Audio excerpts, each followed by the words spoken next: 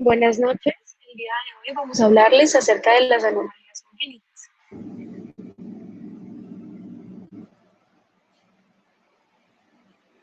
Siguiente, por favor. Entonces tenemos que iniciar diciendo qué son las anomalías congénitas.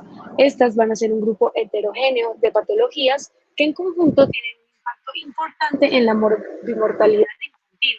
Entonces, la detección temprana de estas nos va a servir para evitar sus graves desenlaces y esta detección se convierte en una herramienta fundamental en el manejo de estas entidades y va a impactar directamente en las tasas de mortalidad infantil en menores de un año y en la discapacidad de las poblaciones. Sin embargo, debemos mencionar específicamente qué van a ser estas anomalías congénitas. Entonces, estas pueden ser estructurales o funcionales de los órganos, de los sistemas o de alguna parte del cuerpo que se producen durante la vida intrauterina y son causadas por factores ya sea genéticos, ambientales o incluso ambos. Pueden ser evidentes antes del nacimiento, en el nacimiento o más tarde en la vida. Entonces vamos a tener que la clasificación estadística internacional de enfermedades en la versión 10, en el capítulo 17, nos va a describir las malformaciones congénitas, las deformaciones y las anomalías cromosómicas y otros defectos como los errores innatos del metabolismo o defectos congénitos sensoriales de origen prenatal y se van a describir en otros capítulos del CIE 10. Entonces, ahora vamos a hablar de epidemiología. Entonces, las anomalías congénitas van a representar entre el 25.3 y el 38.8 millones de vidas ajustados por discapacidad, por lo que estas anomalías se encuentran en la posición 17 dentro de las causas de carga de la enfermedad en todo el mundo. En la mayoría de las poblaciones, las malformaciones congénitas tienen una frecuencia aproximada al 3% en recién nacidos vivos y del 10 al 15% en recién nacidos muertos. Cada año, 7.9 millones de neonatos, que va a ser más o menos el 6% del total de nacidos vivos, sufren algún tipo de defecto congénito con origen total o parcialmente genético. Y aproximadamente el 3.3 millones de niños menores de 5 años van a fallecer debido a anomalías congénitas. Y también el 3.2 millones de los que sobreviven lo van a hacer con una discapacidad de por vida. Siguiente, por favor. Entonces, vamos a tener que, según el estudio sobre la carga mundial de la enfermedad de la Organización Mundial de la Salud, los defectos cardíacos congénitos, los defectos del tubo neural y la hendidura del paladar con labio fisurado va a representar más o menos un total del 21 millones de años de vida ajustados con discapacidad. Estas condiciones se estiman como evitables en más o menos un 57%, si las condiciones quirúrgicas de países desarrollados estuvieran también en países de medios y bajos ingresos. Un 94% de las anomalías congénitas ocurren en países bajos y de medianos ingresos. Esta diferencia se va a atribuir a múltiples factores contextuales que van a incluir la deficiencia nutricional, la prevalencia de infecciones intrauterinas, la exposición de teratógenos y la automedicación o el uso de remedios tradicionales. Entonces, las anomalías congénitas son la segunda causa de muerte en los niños menores de 5 años en las Américas. Vamos a tener que las malformaciones mayores más frecuentemente encontradas en Sudamérica van a ser las alteraciones cardíacas, los defectos de cierre del tubo neural, el síndrome de Down, el labio paladar hendido o los defectos de la pared abdominal.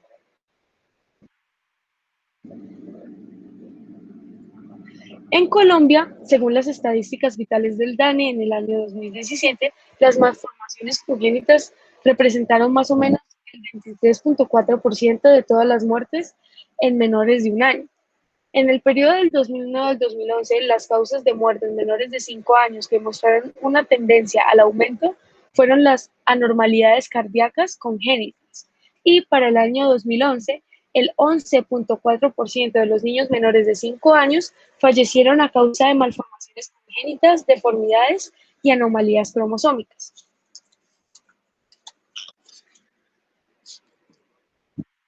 Entonces, hablando de la prevalencia de los defectos congénitos para el año 2018, fue de un 11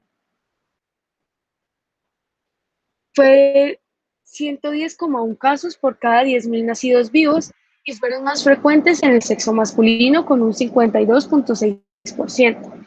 Vamos a tener adicionalmente que las malformaciones congénitas representaron un 94,9% del total de casos notificados por defectos congénitos y una tasa de prevalencia de 104,5 por cada 10.000 nacidos vivos.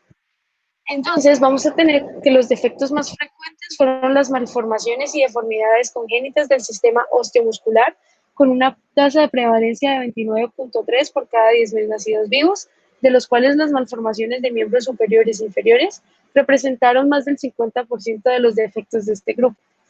Y dentro de las malformaciones musculares, la gastroquisis fue el diagnóstico más frecuente.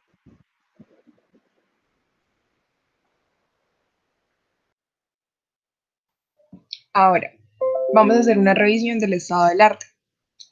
Los defectos congénitos van a formar un grupo heterogéneo de trastornos de origen prenatal, que pueden obedecer ya sea a la presencia de un solo gen defectuoso, a alteraciones cromosómicas, a una combinación de factores hereditarios o teratógenos que estén presentes a nivel del medio ambiente o que hayan carencias de micronutrientes.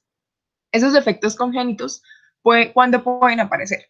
Pueden no aparecer inmediatamente y quizás incluso necesitan días, meses, incluso años para manifestarse clínicamente después del nacimiento. Vamos a ver que la mayoría de esos defectos físicos congénitos van a dar lugar a manifestaciones externas que son detectadas al hacer un examen físico minucioso en el recién nacido. Ocasionalmente, esos defectos físicos de los órganos internos no dan lugar a que haya un cambio corporal ostensible y solo se puede sospechar que están presentes cuando el paciente llega a manifestar algún síntoma o se le haga un examen que muestre que haya una alteración morfológica. Entonces vamos a ver que el 50% son de origen desconocido, el 15% de origen teratogénico, el 10% tienen una causa genética y el 25% son de origen multifactorial.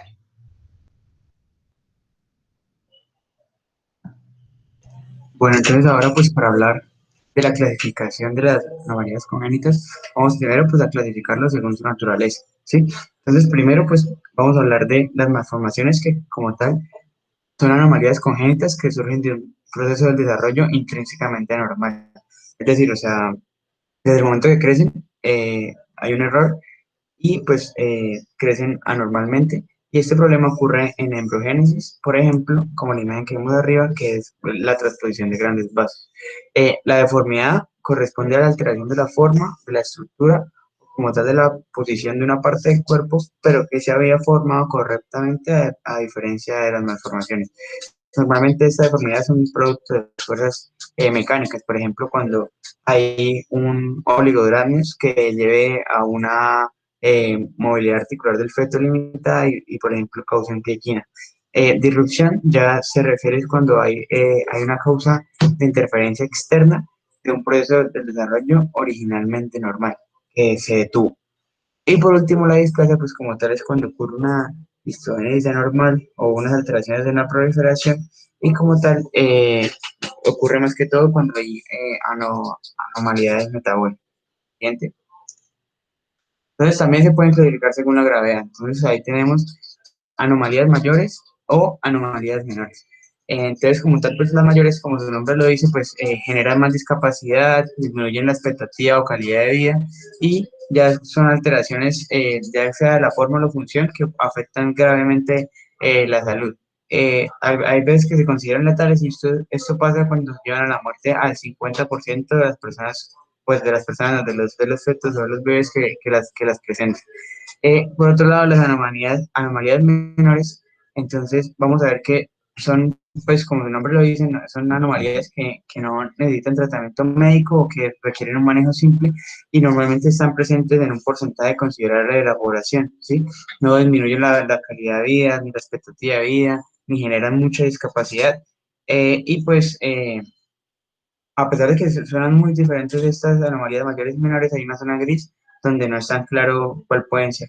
Pero este ejemplo un ejemplo de anomalías menores serían a las personas que no se les cierra el foramen oval, pero que no tienen así como ninguna complicación a largo plazo la mayoría de personas. Siguiente. Bueno, entonces ahora pues también ya como tal pues se puede clasificar en cuanto es un caso probable o un caso confirmado.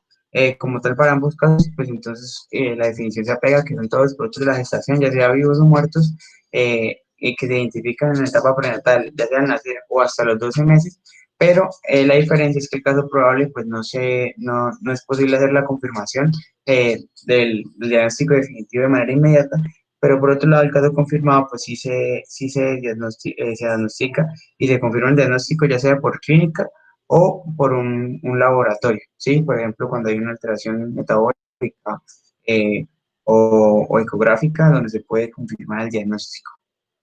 Siguiente.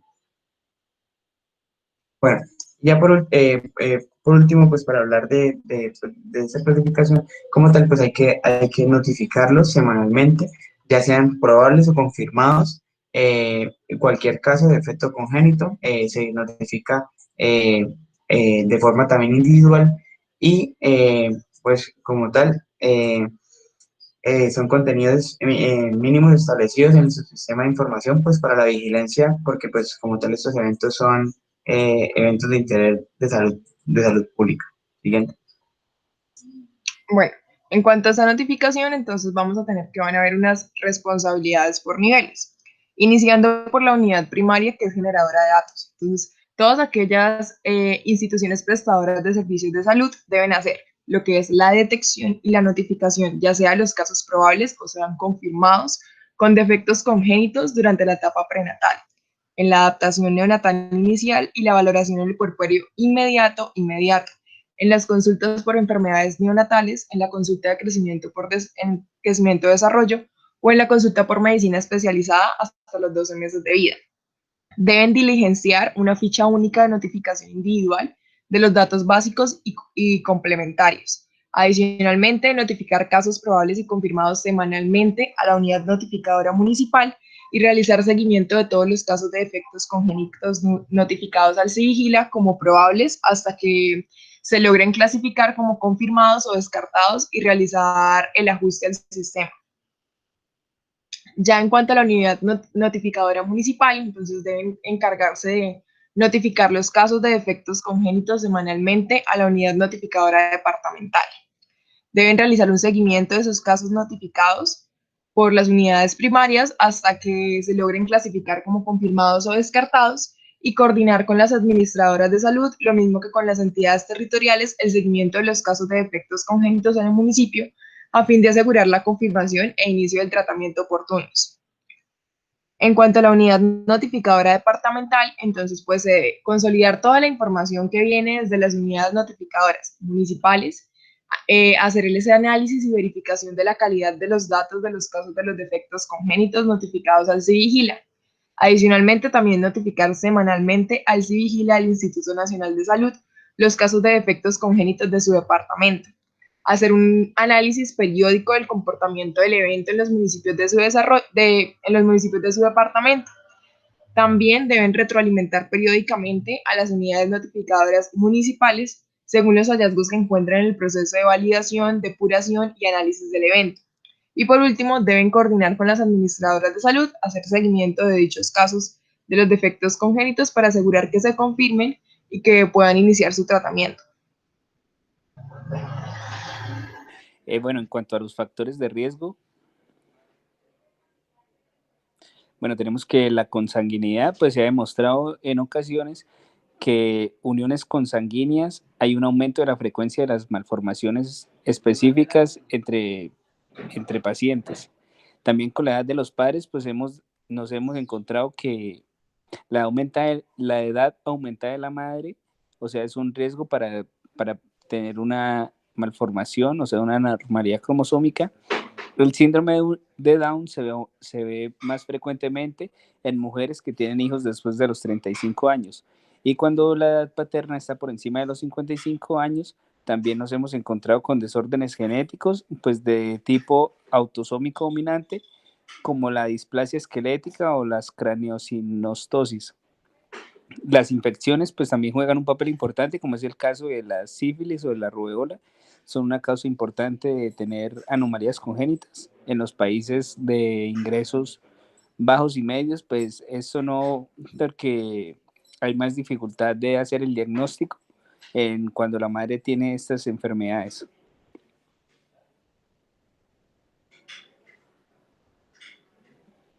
Siguiente.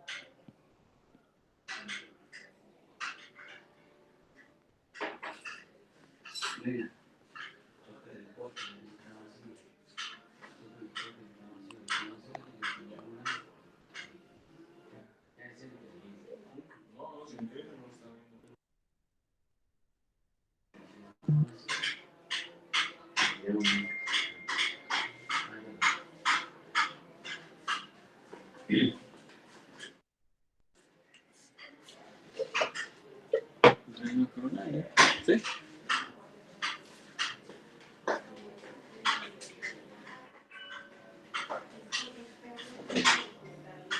Bueno, la pobreza es un factor de riesgo importante porque la mujer en el embarazo no tiene los nutrientes que necesita para tener la gestación, como por ejemplo, pues durante la vida va a necesitar del ácido fólico y puede generar un microambiente que va a predisponerme a las anomalías. Eso, todos los factores de riesgo, o sea, como un embarazo en una mujer adolescente, que una persona consuma sustancias psicoactivas, unos malos hábitos de alimentación, tener una malnutrición, un maltrato físico y psicológico, también que una mujer no tenga los servicios de salud, o sea, tener una accesibilidad a los servicios de salud, o sea, va a ser más susceptible a desarrollar unas malformaciones genéticas porque van a ser difíciles de diagnosticar y por consiguiente más difíciles de que se desarrollen al no tener una forma de que estas puedan ser prevenidas.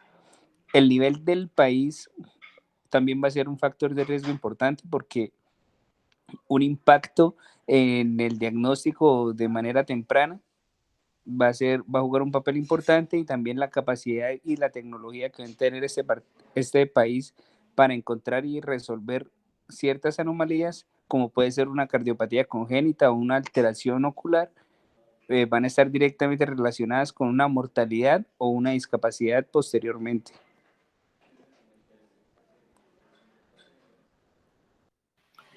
Bueno, entonces respecto a la etiopatogenia, entonces es importante decir que la mayoría de los defectos congénitos siguen siendo una causa desconocida, pero pues teniendo presente los factores de riesgo anteriormente mencionados por mi compañero, podemos dividir la etiopatogenia en dos grandes grupos, que son los factores genéticos y los factores ambientales. Dentro de los factores genéticos tenemos aquellos defectos congénitos que son ligados a las alteraciones de uno o varios genes, ligados al cromosoma afectado, y también está pues la consanguineidad, que según la Organización Mundial de la Salud aumenta el riesgo hasta dos veces más de presentar esas anomalías genéticas raras, y aumenta también el riesgo de muerte neonatal e infantil, discapacidad intelectual y otras anomalías congénitas.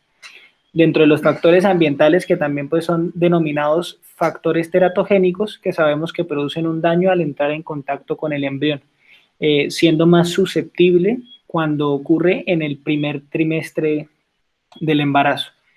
Entonces esas exposiciones maternas a ciertos plaguicidas, productos químicos, así como ciertos medicamentos como además del alcohol, el tabaco, medicamentos psicoactivos y la radiación durante el embarazo, puede aumentar ese riesgo de el feto o el neonato sufra anormalidades congénitas. Si esto ocurre en el primer trimestre, va a ser más severas dichas anomalías o puede causar el riesgo de muerte, de muerte fetal. Aparte de eso, pues lo anteriormente también mencionado en los factores de riesgo, tenemos las infecciones maternas, tenemos las condiciones socioeconómicas bajas de la madre, que lo que va a hacer es carencias en el yodo, folato, sobrepeso, enfermedades no tratadas como la diabetes mellitus, que están relacionadas con algunas anomalías congénitas. Y ciertos también, pues los ambientes laborales también van a afectar de cierta manera, sea que se ejerzan en esos ambientes laborales o que se viva cerca de esos ambientes laborales. Entonces, dentro de esos podemos ver los basureros, las fundaciones o minas. Bueno, entonces, respecto a la prevención, veíamos que la prevención la vamos a enfocar básicamente en los factores ambientales, que son los que pueden ser corregibles. Entonces, vamos a ver que es importante mejorar la dieta. Entonces, todas las mujeres que se encuentran en una edad reproductiva, así se garantiza el aporte suficiente de vitaminas y de minerales en la alimentación, en especial el ácido fólico, mediante el suministro diario de complementos por vía oral o el enriquecimiento de alimentos básicos como las harinas de maíz o de trigo. Es importante la educación materna, es asegurar que las mujeres eliminen o restrinjan aquello consumo de sustancias que son nocivas, particularmente entre estas se resalta el alcohol. Es importante el control de la diabetes, ya sea preconcepcional y también la gestacional, a través de asesoramiento, control de peso, dieta y administración de insulina si es necesario. Aparte de eso, también hay que evitar la exposición ambiental a sustancias peligrosas como los metales pesados y los plaguicidas durante el embarazo. Eso también va encerrado o enfocado dentro de la educación materna. Se debe garantizar que durante el embarazo la exposición de los medicamentos se debe garantizar que durante el embarazo la exposición a los medicamentos y a las radiaciones por razones médicas, entonces entre esas encontramos para el diagnóstico por medio de una imagen, se esté justificada, ahí basándose en un análisis cuidadoso de las ventajas y de los riesgos para la salud. Mejorar la cobertura vacunal, en especial contra el virus de la rubéola en las niñas y en las mujeres. La rubéola pues es importante, es prevenible mediante la vacunación en la infancia. La vacuna también puede administrarse al menos un mes antes del embarazo a las mujeres que no han sido vacunadas y que no hayan sufrido esta enfermedad en su infancia. Y también es importante aumentar y fortalecer la formación del personal sanitario y de otros interesados en el fomento de la prevención de las anomalías congénitas.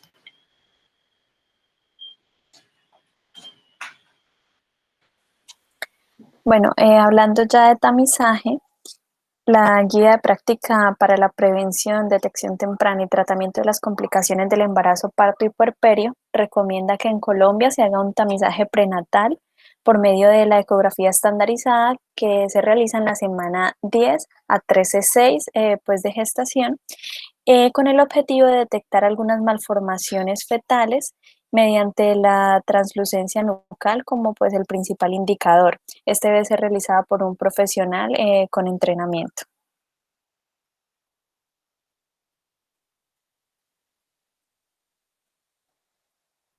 También tenemos otra estrategia que es la estrategia racional y sistemática de detección de anomalías congénitas, que son una serie de pasos que se realizan después del nacimiento de un niño vivo, que consisten principalmente en 4 ítems. El primero, un examen físico estandarizado, que lo que busca son cardiopatías congénitas y se realizan mediante la oximetría de pulso después de las 24 horas de nacido.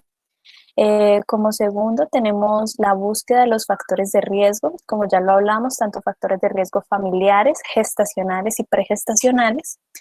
Tercero, debemos realizar una tamización universal, auditiva y de errores innatos del metabolismo. Y 4, la remisión a medicina especializada para aquellos pacientes que sea necesario.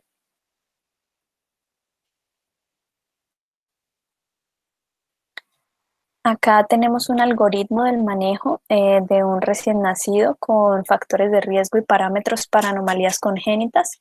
Entonces tenemos que primero vamos a identificar a aquel recién nacido vivo y vamos a realizar pruebas de examen físico, pulsioximetría, factores de riesgo y tamizaje auditivo.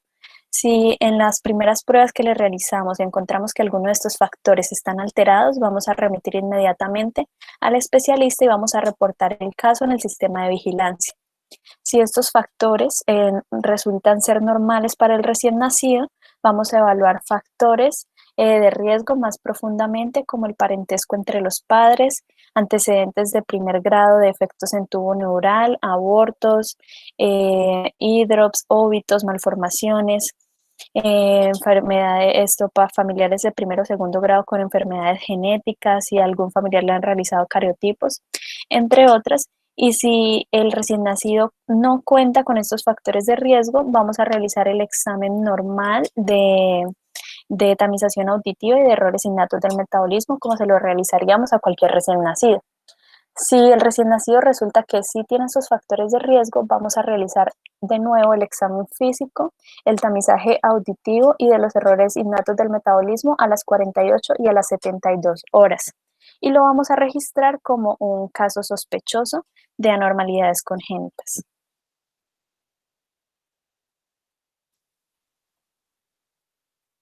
Si después de las 48 y 72 horas valoramos los resultados y estos exámenes han salido alguno alterado, vamos a remitir al especialista y vamos a reportarlo al sistema de vigilancia.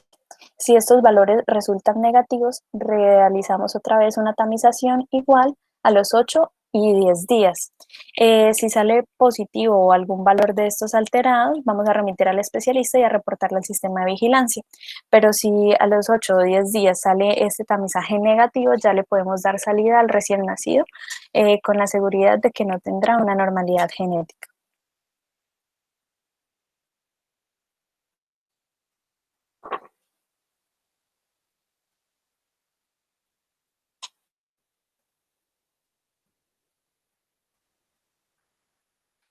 Bueno, entonces según el Instituto Nacional de Salud, en su protocolo de vigilancia en salud pública, da unas recomendaciones basadas en la integralidad de la atención para realizar un diagnóstico temprano y así poder dar un tratamiento oportuno. Entonces las recomendaciones son la atención y detección de las complicaciones del recién nacido, y no solo para el recién nacido, sino tener un seguimiento en el crecimiento y desarrollo de los menores de 10 años, la adaptación neonatal inmediata, atención al bajo peso, toma de muestras de TSH y T4 libre para el diagnóstico de hipotiroidismo, y si se confirma hipotiroidismo, pues dar un tratamiento inmediato. Y pues finalmente, y lo más importante, es la promoción de la consulta preconcepcional y los controles prenatales, porque pues mediante estas dos estrategias podemos disminuir muchos de los factores de riesgo que mencionamos anteriormente para así poder evitar desenlaces como las anomalías genéticas. Gracias.